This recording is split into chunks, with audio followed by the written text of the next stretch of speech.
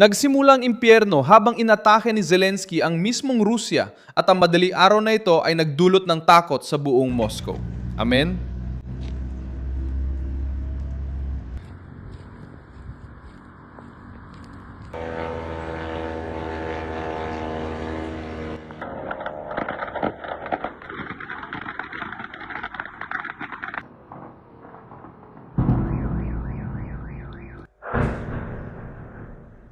Dinala ng Ukraine ang digmaan sa St. Petersburg, tinamaan ng infrastruktura ng langis sa daungan at tinarget din ang Kronstadt, isang sensitibong puntong militar sa Dagat Baltic. Hindi itinago ang mensahe. Sa teknika na pahayag, tinawag ni Zelensky ang operasyon bilang pangmalayo ang sanksyon ng Ukraine, habang sinusubukan ni Putin ipakita na kontrolado niya ang sitwasyon. Umakyat ang usok malapit sa mahalagang lungsod ng Russia, na bayan ng kapakanakan ng Pangulong Ruso.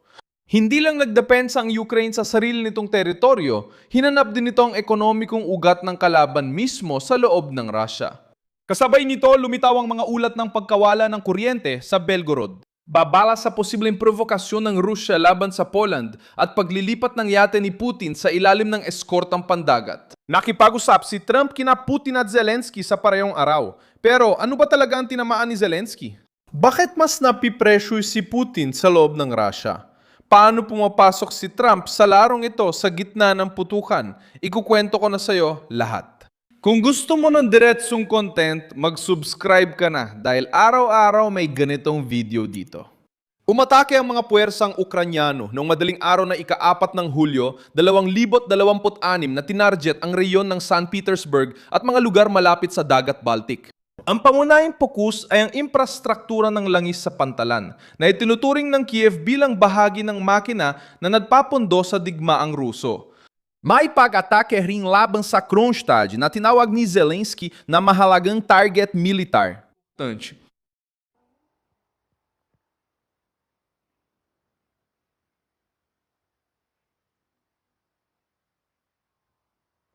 Nakakamanga ang distansya dahil lumihis ang atake mula sa karaniwang presyon sa hangganan.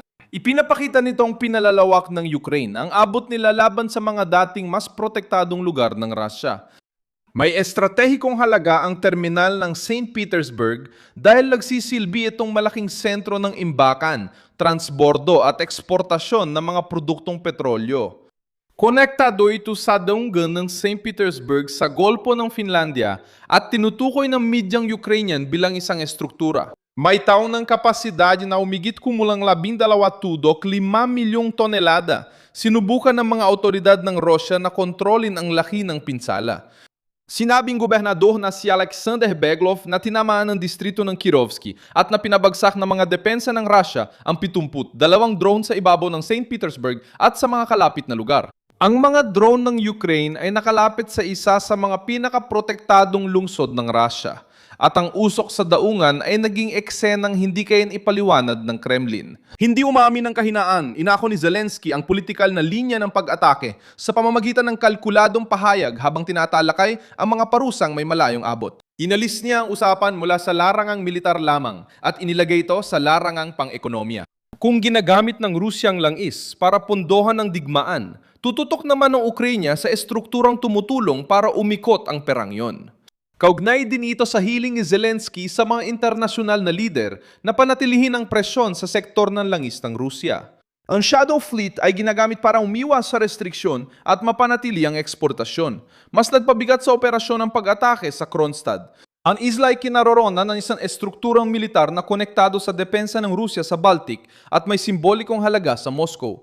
Naging bahagi rin ng balita ang Belgorod. Batay sa lokal at Ukrainian media, may mga pagsabog, sunog sa pasilidad ng kuryente at pagkaantala ng supply ng kuryente.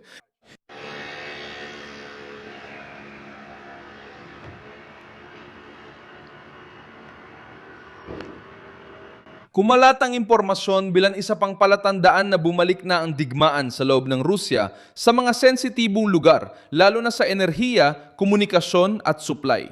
Laging pinapaniwala ng Moscow ang mga Ruso na malayo ang digmaan, ngunit binabasag ng mga pag-atake ang ilusyon na ito. Dahan-dahan sumunod ang tugon ng mga Ruso sa kilalang senaryo. Minalit ni Putin ang importansya ng mga pag-atake sa enerhiya at sinikap panatilihin ang naratibo ng pag-usad sa larangan ng labanan. Ang problema ng Kremlin ay hindi lang ang pinsala, kundi pati pagdami nito. Mga refinery, terminal, planta, pantalan at mga base militar ay mas madalas nang lumalabas sa listahan ng mga target. Bawat atake ay nagdudulot ng gastos, takot, pagkaantala at pagdududa sa loob ng isang makinarya na umaasa sa psikolohikal na kontrol gaya ng pag-asa nito sa bala.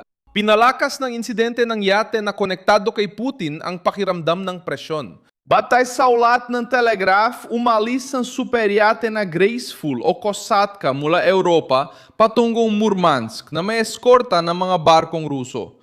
Ang barkong walot 2 metro ang haba at nagkakahalaga ng 100 milyong libra esterlinas ay inilipat dahil sa takot sa mga pag-atake ng Ukrainian.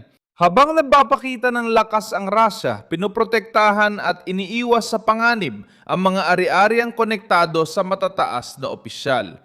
Kung dati ay komportable ang Kremlin sa Baltic, ngayon kailangan na ng kanilang istruktura at mahalagang barko ng eskorta, pagmamanman at proteksyon laban sa drone.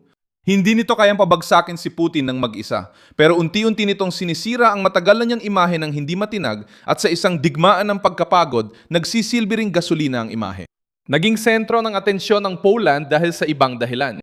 Ayon sa mga ulat na iniugnay sa Telegraph at Onet, binalaan ng intelligence ng Estados Unidos ang Warsaw tungkol sa posibleng provokasyon ng Russia sa teritoryo ng Poland. Sa mga senaryong kinabibilangan ng hybrid na pag-atake, mga drone, critical na infrastruktura o galaw sa hangganan ng Belarus at Kaliningrad, ang posibleng planong ito ay may layuning pampolitika na subukan ng tugon ng NATO, lumikha ng pagkakabaha-bahagi sa mga kaalyado at subukang itulak ang kanluran sa negosasyon sa ilalim ng presyon. Alam ng Rusya na anumang provokasyon sa Poland ay agad na magkakaroon ng epekto dahil miyembro ito ng NATO at pangunahing daanan ng suporta sa Ukraine. Kung magtagumpay ang Moscow na magdulot ng kalituhan ng hindi inaako ang responsibilidad, gagamitin nila ito bilang diplomatikong kalamangan. Habang nangyayari ang lahat ng ito, tumawag si Putin kay Donald Trump sa araw ng kalayaan ng Estados Unidos. Nangyari ang pag-uusap noong ika-4 ng Hulyo, 2026 tumagal ng humigit kumulang 85 minuto ayon sa Poder 360 at nagsimula ito sa pagbati para sa ika-250 anibersaryo ng kalayaan ng Amerika. Sinabi ng Kremlin na ang tawag ay naging tuwiran at konstruktibo na may talakayan tungkol sa Ukraine, Iran, ugnayang bilateral at posibilidad na palawakin ang mga ugnayan sa pagitan ng mga pamahalaan. Sinabi ni Yuri Ushakov, tagapayo ni Putin, na muling ipinahayag ni Trump ang kanyang kagustuhang tumulong sa paghahanap ng solusyon sa digmaan. May posibilidad ng bagong pagbisita sa Moscow. Nakipag-usap din si Zelensky kay Trump sa parehong araw. Binati ng Pangulong Ukranyano ang mga Amerikano sa ika-4 ng Hulyo. Nagpasalamat siya sa suporta ng Estados Unidos at binanggit na nag-usap sila tungkol sa linya ng labanan at diplomatikong pagsisikap. Nagkasundo silang ipagpatuloy ang pag-uusap sa panahon ng summit ng NATO sa Ankara. Nais ng Ukraine ng kapayapaan, ngunit ayaw nila ng kapayapaang ipinilit ni Putin bilang gantimpala sa pananakop. Pumapasok na sa yugto ang digmaan na hindi naligtas na likuran ng teritoryo ng Russia. Ang St. Petersburg, Kronstadt, Belgorod at mismong Dagat Baltiko ay lumilitaw bilang mga punto ng presyon. Kung walang kita mula sa enerhiya, mawawalan ng pondo ang Russia para suportahan ang tropa, lohistika, pagpapalit at propaganda. Dahil dito, iginiit ng Kyiv na targetin ang mga pasilidad na may kaugnayan sa fuel at hiniling sa mga kaalyado na panatilihin ang mga sanksyon. Ang susunod na tampok ay ang NATO Summit sa Ankara, kung saan mapapatuloy sina Trump at Zelensky sa pag-uusap tungkol sa labanan, depensang panghimpapawid, mga sanksyon at negosasyon. Dumating si Putin sa panahong ito na sinusubukang magmukhang bukas sa pag-uusap, ngunit nahaharap sa presyon dahil sa mga pag-atake sa mas malalalim na lugar. Dumating si Zelensky at ipinakita na hindi dapat hintayin ng Ukraine na ang Russia ang magtakda ng oras ng kapayapaan. Salamat sa panonood ng video hanggang dulo. Suportahan ang aming proyekto at mag-ambag gamit ang Pixkey na nasa iyong screen. Kami ay isang independent channel na nabibigay ng totoo at tamang impormasyon. Ang iyong ambag ay tumutulong sa amin na magpatuloy.